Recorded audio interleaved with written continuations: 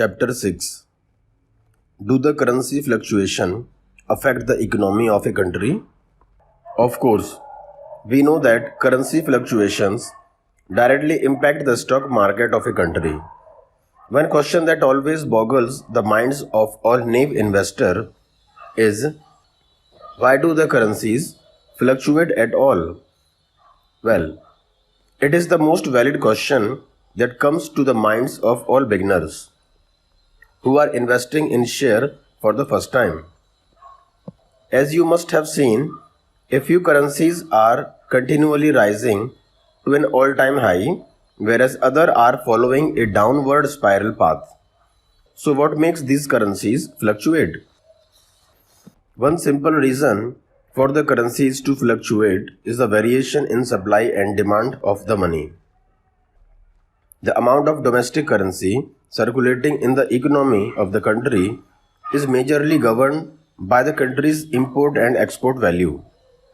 When you are exporting or importing, the Indian currencies is either flowing in or out of the state. If the exports go up at a higher rate than imports, then it means there is more revenue earned in foreign currency. It in turn indicates a reduced supply of Indian currency in the international market, and consequently we see an appreciation in the exchange rate of the currency. Alternatively, if the import of the country goes up, it means the supply of our domestic currency increases in the exchange market, resulting in its depreciation. An interesting question that I am often asked is, why does the government not print extra currency to eradicate poverty? This is a $1 million question that racks the minds of many. Well thought.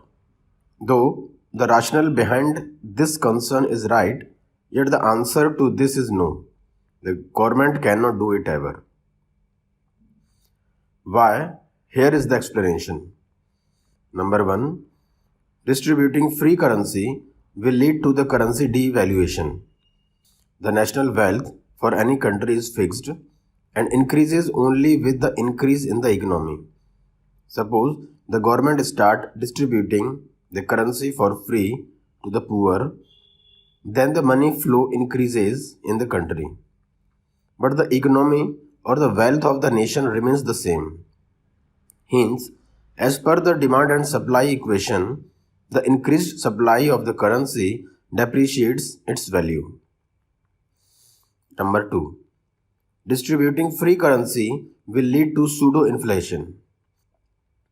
Imagine if there is a sudden increase in the money in the system, then the demand for all goods and services will also rise subsequently. It will lead to a rise in demand for the products, which will push up their prices further.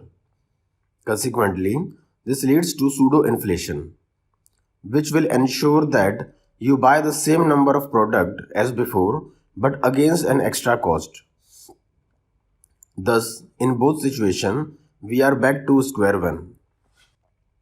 Let us understand this with an example. Suppose your monthly income is rupees 10 and you purchase one pen with it every month. Now suddenly the government tells you that it will deposit rupees 500 in your account every month. So, out of euphoria, what will you do? You have access to easy money and thus you will naturally spend on things that you always desired. Therefore, earlier, if you just bought one pen each month, now you will buy 5 different pens, other stationery, some snacks, a movie ticket, etc. Your increased income will fuel the increased desire, and that will lead to increased demand for products in general. As a rule of thumb, when the demand for commodities is more, their prices automatically rises, resulting in inflation.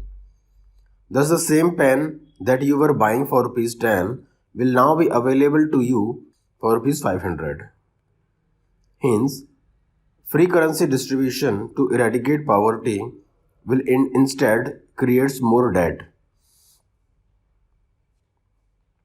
One real example of how currency distribution creates an economic disaster was seen in Zimbabwe. The Zimbabwe government had distributed free currency to eradicate poverty from the nation, but unfortunately, free currency distribution led to hyperinflation in the country. The prices of all the commodities rose so much that with 15 US dollar currency, you could buy 3 eggs in Zimbabwe. Let us see what happened in Zimbabwe in detail. A long time ago, the then president of Zimbabwe, Mr. Mugabe, had all intentions of eradicating poverty from his nation, and thus he took big pieces of land from the whites and redistributed it equally amongst the ethnic Zimbabweans. This led to the collapse of the banking and agricultural sectors of the country, which in turn triggered unemployment in the country. Thus, the nation started printing more and more currency and distributed it widely amongst its population. But the value and faith in currency were lost, leading to hyperinflation. The inflation rose from 19% to 48% in just 1 year. And then there was nothing left that could check this hyperinflation. Inflation further continued to rise for the next 17 years in Zimbabwe. And at one point, banknotes of denomination Zimbabwe dollar 1 crore were needed for addressing simple daily needs. This is the biggest lesson for all countries across the world. Whoever thought of eradicating poverty by printing more currency? Finally, Zimbabwe had to import a foreign currency to bring the prices back to normal. But it took a long time for Zimbabwe to overcome the financial crisis. Is currency devaluation always harmful? The most logical answer to this question is yes. But in reality, this is not always true. Currency devaluation may not always turn out to be harmful to the country. In reality, the effect of currency devaluation is always valued against the balance of trade of the country.